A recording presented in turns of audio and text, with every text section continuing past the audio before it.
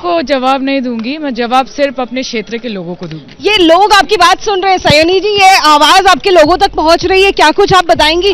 चड्डा भी पहुंचेगी, चड्डा नहीं हूँ चड्डी बन जाऊं, ऐसी बात आप आगे भी पहुंचेंगी, जवाब मिल जाएगा। এবার গর্ভের সন্তানকে নিয়ে চরম হুঁশিয়ারি দিলেন শাওনী ঘোষ। অভিষেককে সন্তানের দায়িত্ব নিতে হবে বলে তিনি বোমা ফাটিয়েছেন। এবার শাওনী নিজে কাঁপিয়ে দিলেন কালীঘাট। গর্ভের সন্তানের দায়িত্ব অভিষেক বন্দ্যোপাধ্যায়কেই নিতে হবে, আর মাত্র কয়েকটা দিন, তারপরই সব সত্য সবার সামনে টেনে আনব। তৃণমূল যুব কংগ্রেসের পথ খোয়ানোর পরই কি এবার চরম রণচণ্ডী মূর্তি ধারণ করলেন যাদবপুরের তারকা সাংসদ শাওনী ঘোষ? সন্তানের অধিকার চাইতে গিয়েই কি কপাল পুড়ল তার? মমতা এবং অভিষেককে সরাসরি দেখে নেয়ার যে হুমকি শাওনী ছুড়ে দিয়েছেন, তাতে এখনই কাঁপছে গোটা কালীঘাট।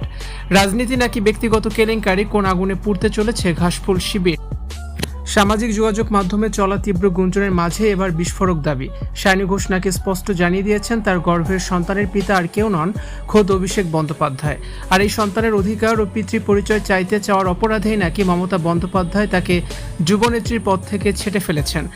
কিন্তু দমে যাওয়ার পাত্রী যে শাওনী নয় তা প্রমাণ করে এবার সরাসরি মমতা অভিষেককে দেখে নেওয়ার খোলা চ্যালেঞ্জ ছুড়ে দিয়েছেন শাওনী। রাজনৈতিক সূত্রের খবর, শাওনী ঘোষ নাকি তার ঘনিষ্ঠ মহলে স্পষ্ট হুঁশিয়ারি দিয়ে বলেছেন এই গর্ভের সন্তানের দায়িত্ব অভিষেক বন্দ্যোপাধ্যায়কেই নিতেই হবে। এতদিন যে বিষয়টিকে রাজনৈতিক বিরোধীদের কুৎসা বা সোশ্যাল মিডিয়ার গুজব বলে উড়িয়ে দেওয়া হচ্ছিল, শাওনীর এই অনড় অবস্থান নাকি তাকে এই সত্যি প্রমাণ করতে চলেছে। সন্তানের ন্যায্য অধিকার ও সামাজিক স্বীকৃতি চাইতে গিয়েই নাকি দলনেত্রী মমতা বন্দ্যোপাধ্যায়ের রোষানলে পড়তে হয়েছে শাওনীকে, আর তার জেরেই যুব সভাপতির পদ থেকে এই নির্মম ছাঁটাই করা হয়েছে শাওনী ঘোষকে।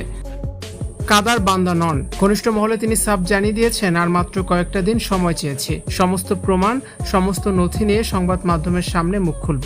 হ্যাঁ, শাওনী নাকি খুব শীঘ্রই এক বড়সড় সাংবাদিক বৈঠক করতে চলেছেন, যেখানে তিনি নিজের জীবনের এই ব্যক্তিগত অধ্যায় এবং ঘাসফুল শিবিরের শীর্ষ নেতৃত্বের আসল রূপ জনসম্মুখে টেনে আনবেন।